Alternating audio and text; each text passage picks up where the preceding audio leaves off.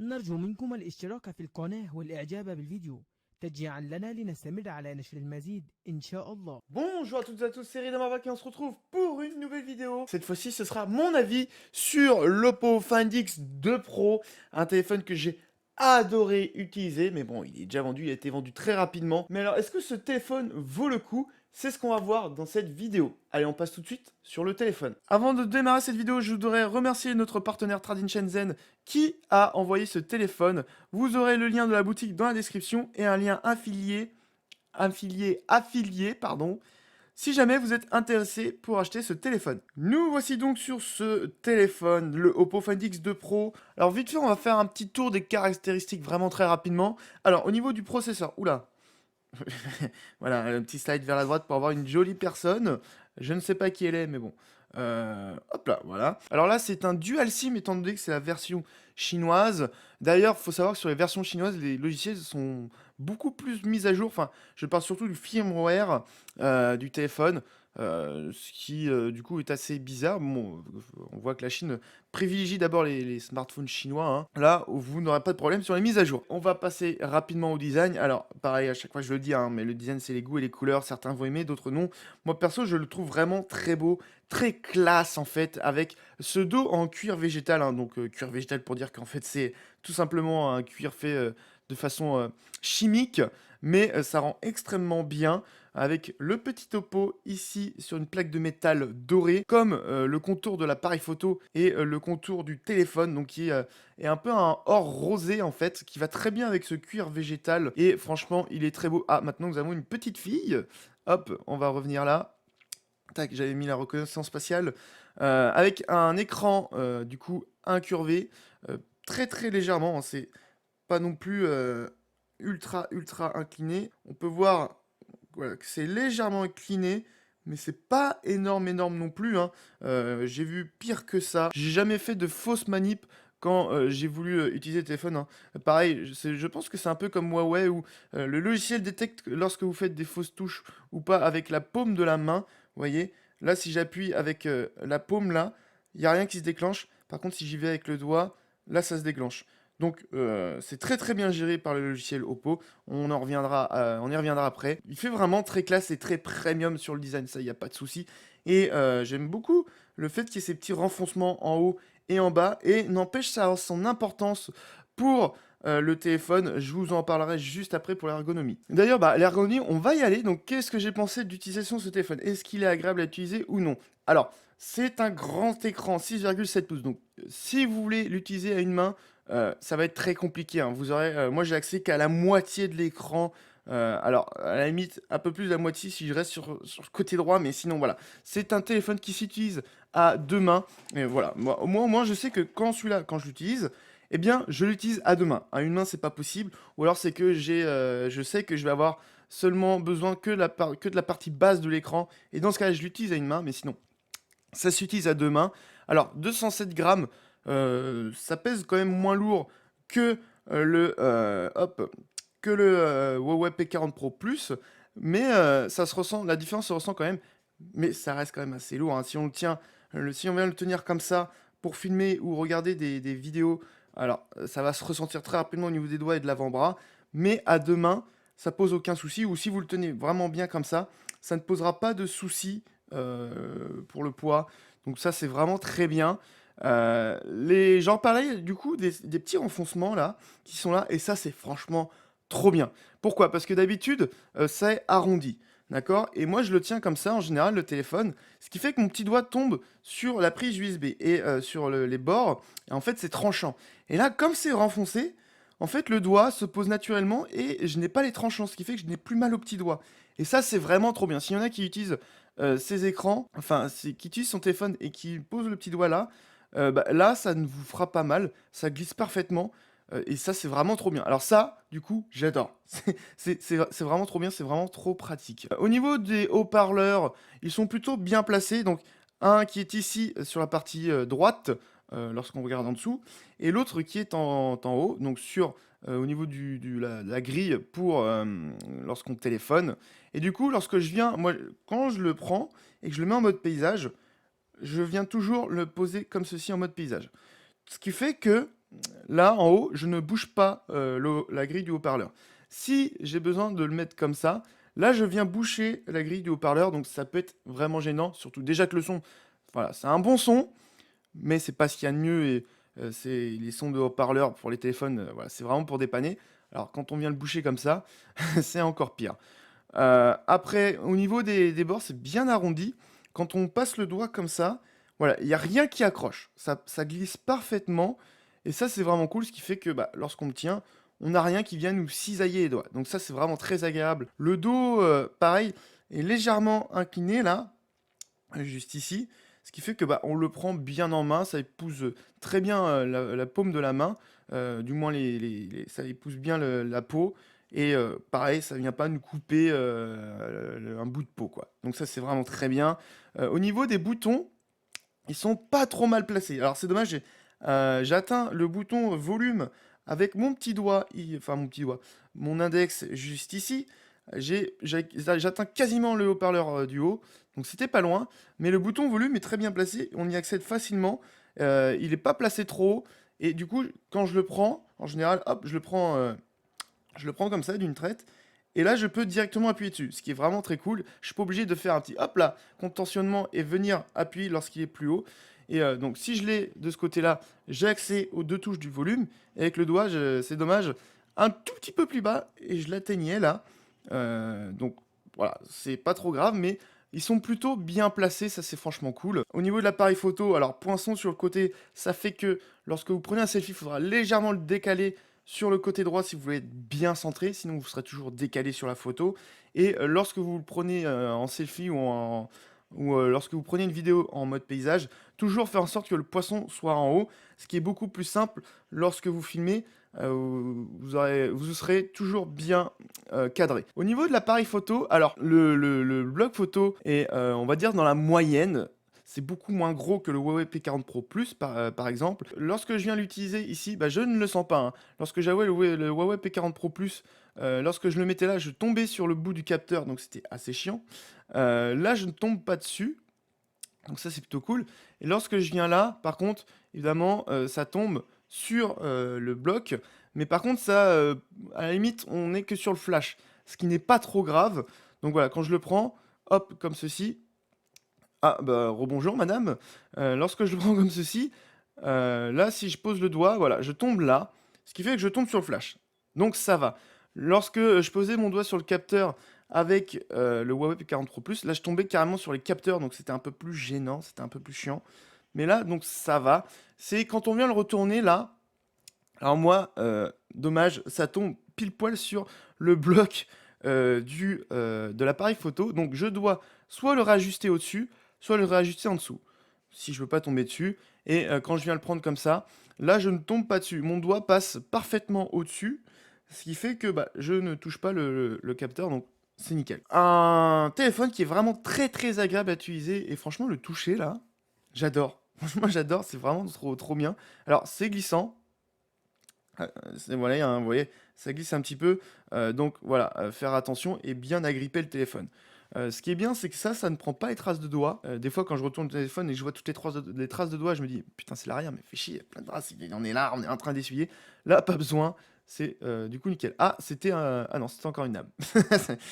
Bon, bonjour madame. On va parler de l'interface et de l'OS. Donc, on a de l'Android 10.0, tout ce qui est plus classique, avec ColorOS 7. Alors, sachez que, comme je l'ai dit dans ma vidéo déballage et première impression, c'est le premier Oppo que j'utilise, que je teste. Donc j'ai pas connu les versions précédentes de ColorOS, apparemment c'était pas la joie, la folie et tout, mais ColorOS 7 en tout cas pour ma part, je le trouve vraiment excellent, très agréable à utiliser. J'ai pas les tiroirs d'application, les tiroirs d'application c'est ça, mais j'ai pas cherché à l'avoir parce que ça me dérange pas, j'ai même pas mis de widget à part celui-ci. Donc on a le tiroir d'application qui se fait comme Android, avec toutes les notifs et tout. Quand on vient reslider, on a le choix d'avoir plus d'options. Et on peut venir, là aussi, tac, les personnaliser. Donc c'est très classique et ça se fait très bien. On a accès avec les gestes aux multitâches, bien entendu. Lorsqu'on fait un slide, hop, vers le haut, on quitte l'application. L'animation est très bien faite, hein, vous voyez, on voit que ça part d'ici. Lorsqu'on slide, tac, ça revient sur l'application. Ça, c'est des petites animations, franchement j'adore parce que je trouve que ça participe à la fluidité du téléphone, au fait que c'est une interface qui est très agréable, c'est très bien fait. Peu importe où se trouve l'application, ça le fait. Et même si on vient ici, par exemple, si je lance, qu'est-ce que je peux lancer? Parce que là, c'est des applications que je lance très peu, bah, Aptoid, allez hop, et que je reviens, voilà. Ça revient sur cette page, et du coup, pareil, bah, l'animation qui se refait. Une chose qui est très bien aussi, c'est le retour qui est très bien géré. Pourquoi? Parce qu'en général, le retour, c'est un slide sur les côtés vers le centre du téléphone, comme ceci par exemple, ou comme ceci. Le truc, c'est que, alors là, le slide permet de déclencher tout simplement les menus, mais si on va par exemple dans les paramètres, vous voyez, hein, si je slide, ça revient sur la page d'avant.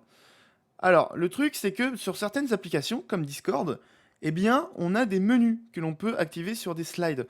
Ce qui fait que, bah, lorsqu'on veut accéder à ces menus, si on slide, bah, soit on active le retour, soit on active bah, le menu. Et on ne sait jamais, en fait. Ce qui est très intelligent dans ColorOS 7, c'est que ils ont décidé sur ces applications de partager l'écran en deux. Donc, en bas, ce sera le retour, comme vous pouvez voir juste ici.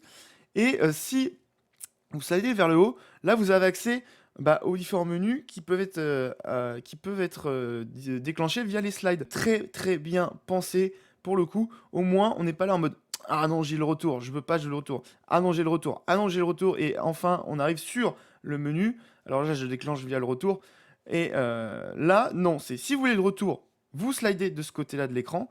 Si vous voulez le menu, vous slidez de ce côté-là de l'écran et ça marche extrêmement bien. Alors bien entendu, vous avez tous les services Google sur ce téléphone.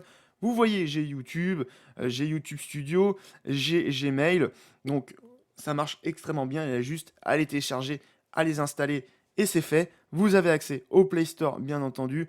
Pas de souci à avoir, hein. Si par exemple, voilà, je vais sur PUBG Mobile, je fais installer, il va bien entendu me le télécharger et me l'installer. Bien entendu, vous avez accès à tout ce qui est contact, SMS, galerie, vous avez les navigateurs, voilà, vous avez la totale. Franchement, il n'y a pas grand chose à dire dessus. Ce qui est bien avec ce logiciel, c'est qu'on a accès à des options très sympathiques. Alors, on a évidemment et maintenant le classique mode sombre que je mets constamment parce que c'est plus agréable pour les yeux et ça économise un peu la batterie parce que les pixels noirs sont des pixels éteints. Donc voilà, si on l'enlève, bien entendu, on peut restaurer le mode clair, mais voilà, moi je trouve ça en fait moins agréable et ça éclate plus les yeux. Donc moi je préfère laisser en mode sombre. Vous avez bien entendu le choix entre soit, alors que je retrouve, voilà, le mode Full HD+, Quad HD+, ou la section automatique, qui va tout simplement choisir si le téléphone va afficher l'écran en Full HD+, ou en Quad HD+.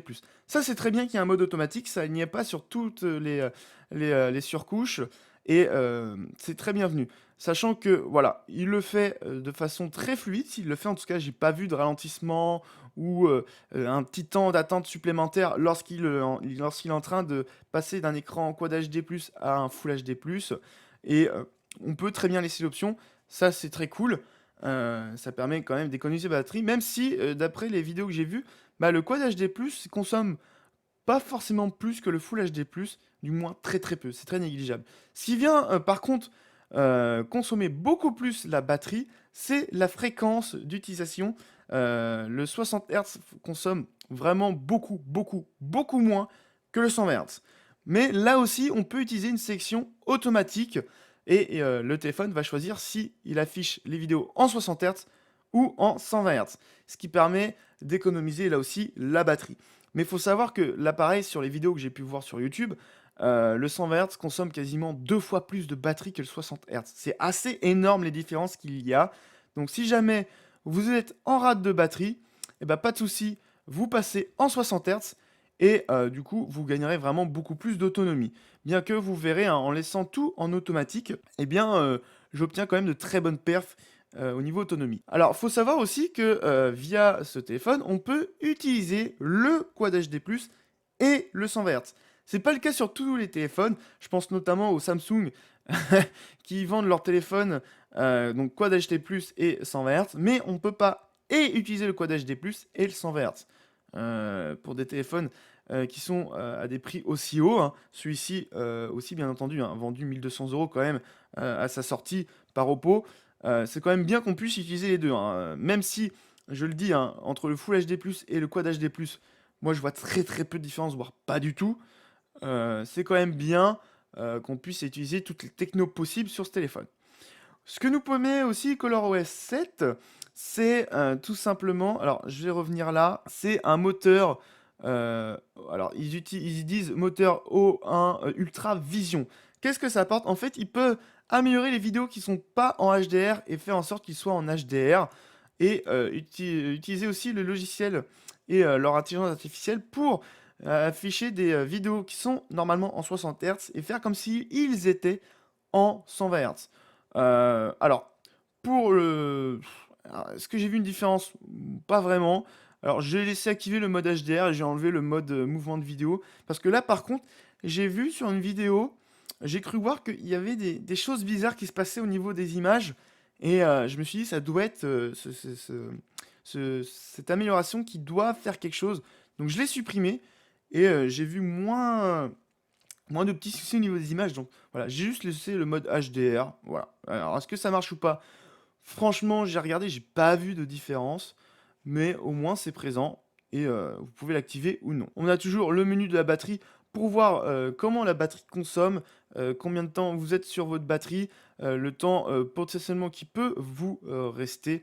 Donc voilà, ça c'est plutôt pas mal. Et vous pouvez changer pour les modes haute performance ou pour un mode économie d'énergie.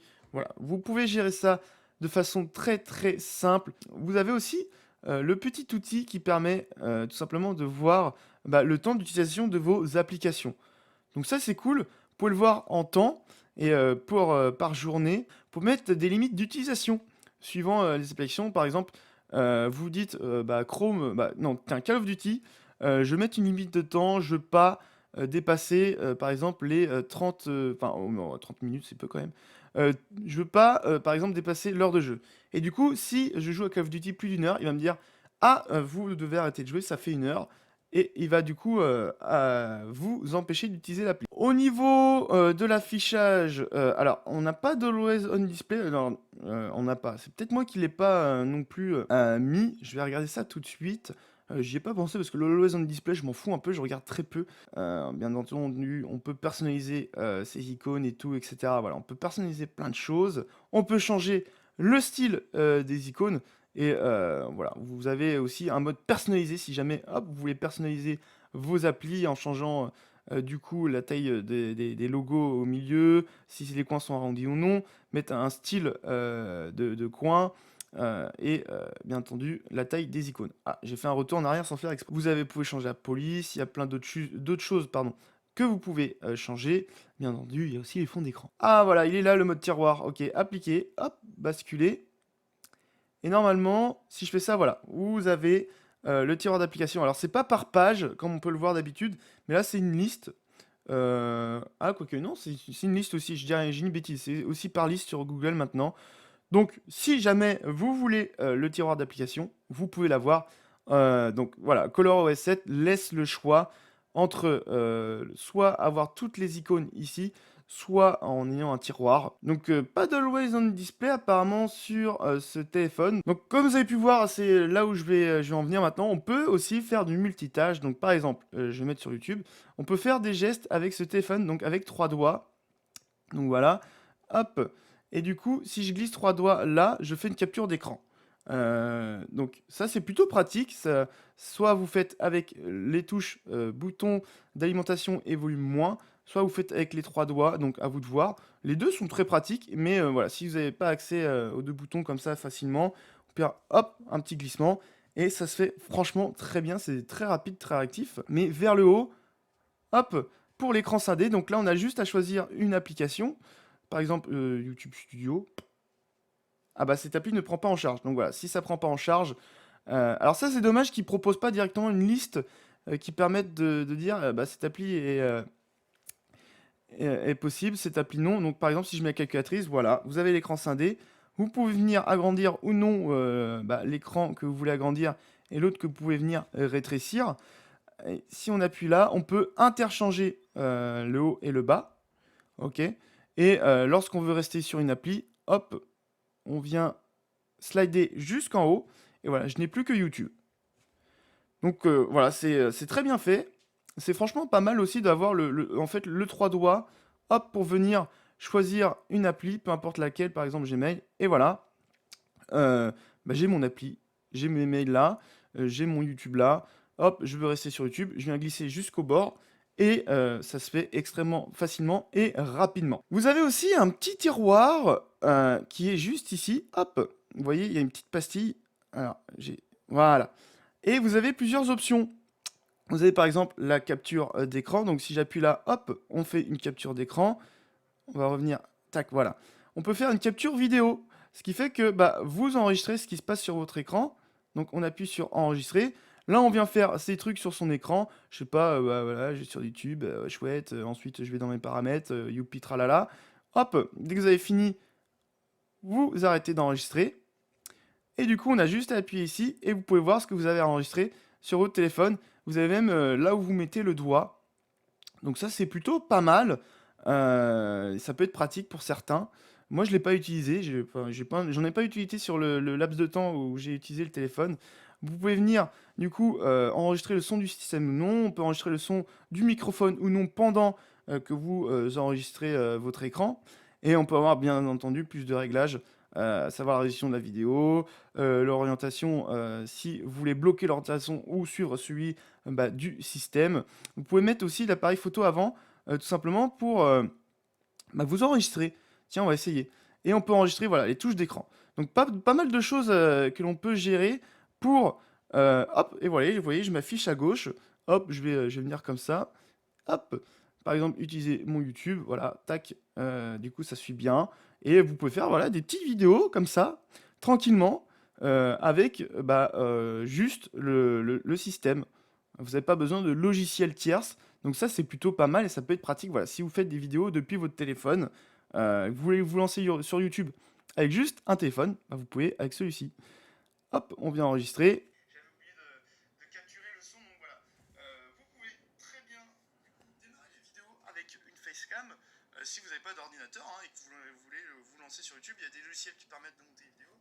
Par exemple, voilà, je vais sur YouTube, je peux aller sur...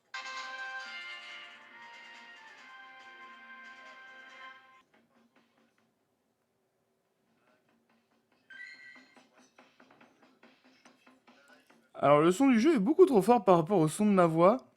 Il faudra faire attention à ça. On peut ouvrir des applications sur un écran, voilà, flottant, pour faire un peu du multitâche. Alors ce qu'on peut faire, c'est qu'on peut venir rajouter d'autres applications, par exemple Chrome, Discord, quoi d'autre, je ne sais pas. Et du coup, lorsque vous invoquez ce tiroir, hop, vous pouvez cliquer sur l'icône si par exemple vous voulez bah, lancer rapidement une application. Ça, c'est plutôt pas mal. On va parler de mon utilisation au quotidien. Enfin, je vais vous parler de mon utilisation au quotidien de ce téléphone, comment je l'ai trouvé. Alors, au niveau de l'écran, franchement, très beau, très sympa, très fluide. Le 120 Hz, c'est franchement incroyable quand même. Et la qualité de cet écran est juste folle. Je vais vous mettre comme d'habitude la vidéo 4K que je ressors à chaque fois pour vous montrer un peu l'écran. On va regarder dans les paramètres et on va mettre en 1440p HDR. Et on va en même temps hop, écouter un peu ce son.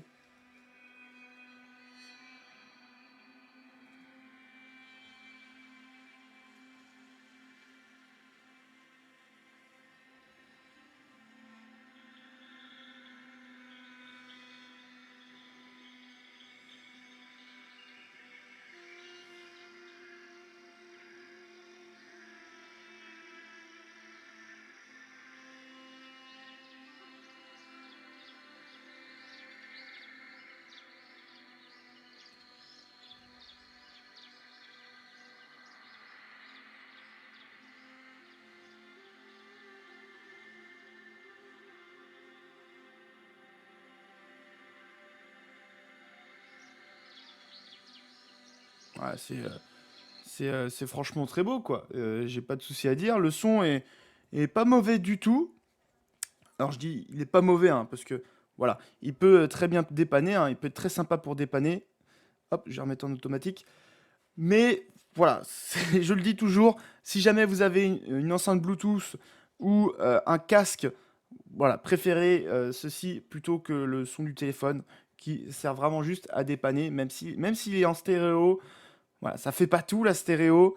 C'est pas non plus méga dingue, surtout si vous le mettez à fond. Alors là, c'est même pas la peine. Moi, ce que je conseille, c'est si vous voulez avoir quand même une assez bonne qualité, c'est d'aller à la moitié, vraiment pas plus ou très peu. Et si vous arrivez déjà aux trois quarts, c'est fichu, ça commence à saturer et c'est franchement pas beau. Mais voilà, il y a au moins de la stéréo, elle est quand même pas mauvaise, hein. Faut pas non plus dire que c'est affreux, c'est pas mauvais, mais voilà, utilisez quand même toujours si vous n'avez pas le choix. Au niveau de la fluidité, bah, j'ai rien à dire, c'est ultra fluide, j'ai jamais eu aucun souci. J'ai pas rencontré de bug, j'ai aucune appli qui a non plus craché. Enfin bon, vu le processeur, comment il est très puissant, et vu le nombre de gigas de RAM qu'il il y a de quoi faire durant des années normalement. Donc bon, autant vous dire que vous n'aurez pas de souci de puissance sur ce téléphone, hein. Vous pouvez tout faire tourner sans aucun souci. Allez, pour montrer un peu la puissance du processeur, on va partir sur un jeu mobile qui est assez gourmand. On va partir sur du Call of Duty. Alors, pareil, est-ce que... non, voilà, c'est la première fois que je le lance. Je l'ai téléchargé juste pour cette vidéo, pour vous montrer un peu ce qu'il peut donner, hein. Ok, nous voici sur le jeu. On va tout de suite aller dans les paramètres, voir les options qui sont activées. Donc, nous sommes en très élevé. Fréquence d'images par seconde, on va mettre au max. On va tout activer.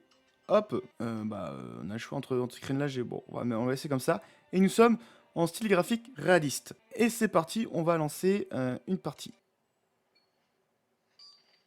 Alors, ça se trouve c'est des bots, hein, mais alors, bon, ça marche extrêmement bien, hein. C'est ultra fluide.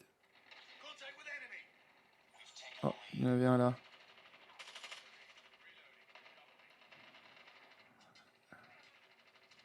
Il y en a qui devra... Bon, ça doit être des bots parce qu'il était nul, lui.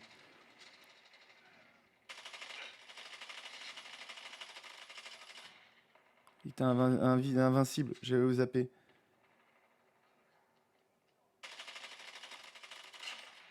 Oh là là, je leur mets la misère. Bon, ça marche très bien, hein. Allez, on va passer à un gros morceau maintenant, c'est la photo et la vidéo. Alors, on va d'abord parler du logiciel de l'appareil photo et ensuite je vous montrerai des photos que j'ai prises avec ce téléphone et des vidéos. Alors, au niveau photo, c'est très complet. On a le mode nuit qui est présent avec l'ultra grand angle, le x1, le x2, le x5 et le x10, voire plus si vous voulez. Mais bon, ça pour le coup, je vous le déconseille quand même. Je vous conseillerais surtout de rester au x1. Vous avez bien entendu le mode vidéo, le mode photo, heureusement. Vous avez le mode portrait en x1 et x2.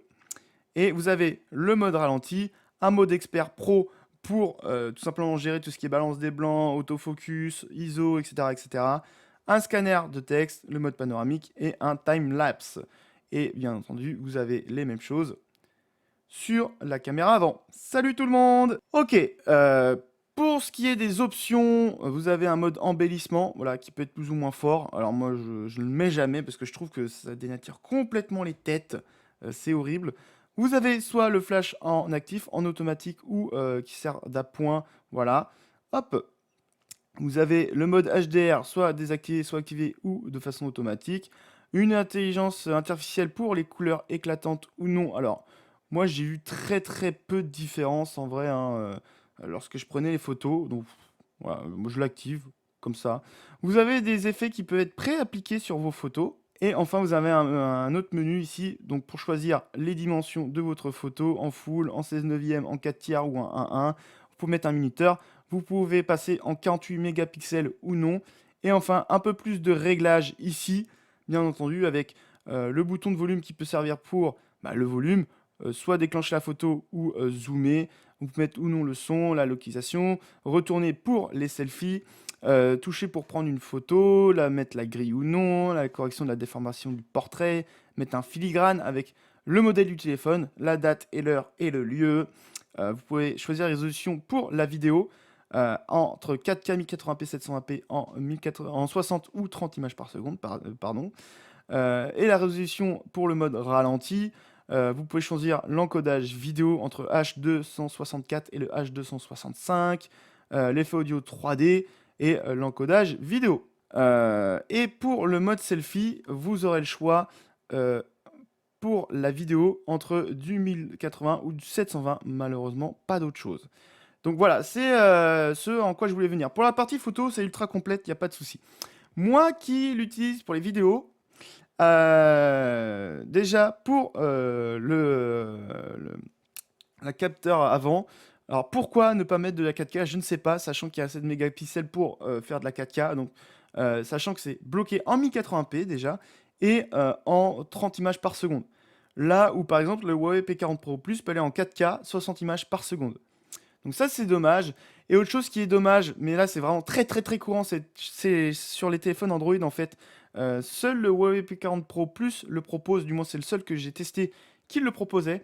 C'est qu'en 60 images par seconde, que ce soit en 4K ou en 1080p, vous n'avez pas accès au grand angle. Vous avez accès au zoom, mais pas au grand angle. Si je veux avoir accès au grand angle, donc voilà, je vous montre, hein, même en 1080p, hop, si je reviens, ah, j'ai dit une bêtise, pardon. Le grand angle est accessible avec la 1080p en 60 images par seconde. Mais pour de la 4K en 60 images par seconde, ce n'est pas possible. Vous êtes obligé de baisser du coup en 4K à 30 images par seconde, hop, pour avoir accès au grand angle. Donc ça c'est dommage. Je ne sais pas pourquoi il y a cette limitation. Bon, c'est le seul petit point négatif que je mettrais sur cet appareil photo parce qu'après le reste, bah, on a absolument tout. C'est très complet au niveau des options et c'est vraiment pas mal. Donc, bah, ce que je vous propose, c'est tout simplement de vous mettre une série de photos que j'ai faites avec ce téléphone et je vous laisse juger de la qualité photo et vidéo. Et nous allons passer à l'autonomie et je partirai ensuite sur la conclusion, sur ma conclusion sur ce téléphone et du coup mon avis. Alors, j'ai pris des captures d'écran pour vous montrer un peu ce que ça donnait. Hop, on va passer du coup sur la première. Donc, on peut voir ici, il me restait 20%. Je l'avais utilisé un jour, 1 heure et 30 minutes. J'avais que 3h32 de temps d'écran. Tac, ici, nous avions un jour et 6h39 d'utilisation pour 4h55 minutes de temps d'écran. Ici, 13%, un jour, 7h, 6 minutes pour 5h18 d'écran. Juste là, un jour et 13h32 minutes de temps d'utilisation. 4h10 d'écran allumé. Donc, pour vous dire que l'autonomie est franchement très bonne. Alors, c'est pas non plus la meilleure, bien entendu. Il y a des téléphones qui font mieux. En général, c'était quand même quasiment une journée et demie. Par exemple, je le débranchais à 9h le matin et je le rebranchais, je le remettais à charger le lendemain à midi à peu près. Et je le réutilisais une journée complète et je le remettais soit le soir. Enfin voilà, c'était quasiment une journée et demie d'utilisation pour moi avec les sélections automatiques entre le 120 Hz, 60 Hz et le Full HD+, Quad HD+. L'autre gros point important et qui est vraiment incroyable, le fait qu'il puisse se recharger en moins de 40 minutes de 0 à 100%, c'est incroyable. Et je le laissais brancher le temps d'un repas et il était rechargé à 100%. Pareil, je l'avais mis à recharger lors de mon live 24 heures. Je me suis dit, je vais le laisser. J'ai joué pendant ce temps-là et je ne m'étais même pas rendu compte qu'il était déjà à 100%. C'est vraiment ultra rapide, c'est impressionnant et c'est tellement pratique. Du coup, mon avis sur ce téléphone, qu'est-ce que j'en ai pensé? Eh bah, tout simplement que c'est un excellent smartphone. Oppo, ils ont sorti un téléphone qui marche extrêmement bien. L'un des points noirs, c'est qu'il n'a pas la recharge sans fil. Donc voilà, si vous utilisez beaucoup la recharge sans fil, celui-ci ne l'a pas. Ce qui est quand même dommage, hein, lorsqu'on vend un téléphone à 1200 euros, qui n'est pas la recharge sans fil, qui peut être très pratique pour beaucoup de personnes, je pense que pas mal l'utilisent. C'est quand même dommage, hein, ça aurait pu être inclus quand même, mais bon. Moi, ça me dérange pas parce que je n'utilise pas du tout la recharge sans fil. Je le mets quand même en point négatif, hein, c'est à souligner. L'OS est très bon, la surcouche est très bonne, hein. ColorOS 7, moi j'adore. C'est une super surcouche, j'ai aucun souci avec cette surcouche. À aucun moment je me suis dit, ah c'est chiant sur ce téléphone, je peux pas faire ça comme sur tel ou tel téléphone. À aucun moment je me le suis dit. Donc voilà, autant vous dire que c'est une très bonne surcouche, hein. L'écran est superbe, comme quasiment tous les écrans, tous les flagships, hein. Alors il y a des classements qui sont faits et tout, mais Alors à moins de les avoir côte à côte pour voir l'infime différence qu'il y a entre tel ou tel smartphone. Voilà, ce sont des écrans qui sont superbes, de très belles couleurs. Le taux de rafraîchissement, ça donne une fluidité incroyable. Donc aucun souci là-dessus. Au niveau de la photo et de la vidéo, c'est très très bon. Au niveau des zooms, ça va pas titiller le Huawei P40 Pro Plus, bien que c'est quand même pas très loin, hein. J'y vais fort, mais c'est quand même pas très loin de la qualité des zooms du Huawei P40 Pro Plus. Mais pour ce qui est du grand angle et de l'ultra grand angle, c'est excellent. Voilà, il fait partie des meilleurs photophones. Les applications se lancent très vite. J'ai eu aucun crash, j'ai eu aucun ralentissement. L'autonomie est très bonne. Je tiens la journée sans aucun souci et sans me poser la question de est-ce que faut que j'économise la batterie ou pas, ou est-ce qu'il faut que je me restreigne.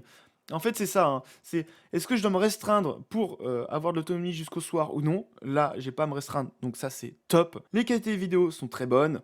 Pff, voilà, l'ergonomie est très bonne aussi, hein. Juste, voilà, quand on le prend comme ça, on peut tomber sur le flash, mais ça va, ça reste le flash. Les haut-parleurs sont très bien placés. Voilà, j'ai pas grand-chose à dire. Il chauffe aussi très très peu. Voilà. Alors, pareil que le Huawei, par contre, il va chauffer surtout sur l'application photo, surtout si vous faites de la vidéo 4K ou autre, mais ça reste une chauffe minime. On la ressent, mais ça brûle pas les doigts. Après, qu'est-ce que j'ai à dire d'autre? Bon, les haut-parleurs, bon, c'est quasiment sur tout le téléphone. Voilà, c'est pas non plus ce qu'il y a de plus fou, hein. Préférez un casque, soit des enceintes Bluetooth, ce sera beaucoup mieux. Le point négatif, si, ce sera sur la vidéo quand même. Sur le capteur avant, on peut aller que sur du 1080p 30 fps. Là, je ne comprends pas pourquoi on peut pas aller au-dessus. Point négatif quand même, gros point négatif. Il devrait au moins y avoir de la 4K. Très clairement, hein. Sur un capteur de 32 mégapixels, je ne comprends pas qu'il n'y ait pas la 4K. Et le fait qu'on n'ait pas l'ultra grand angle sur de la 4K 60 images par seconde, sachant que d'autres concurrents le font, comme par exemple Apple avec ses iPhones ou les Huawei le font aussi. Après voilà, c'est un téléphone que j'ai adoré utiliser. Franchement, que j'ai énormément adoré. Et voilà, la vidéo de mon avis sur le Oppo Find X2 Pro touche à sa fin. J'espère qu'elle vous aura plu. N'hésitez pas à le dire dans les commentaires si vous avez des questions ou quoi que ce soit. J'y répondrai du mieux que je peux. N'hésitez pas à mettre un pouce bleu si la vidéo vous a plu, à vous abonner si vous êtes au courant des prochaines vidéos ou des prochains lives. Merci encore à Trading Shenzhen pour m'avoir envoyé ce téléphone. Et moi je vous dis à la prochaine. Ciao tout le monde. Bye bye.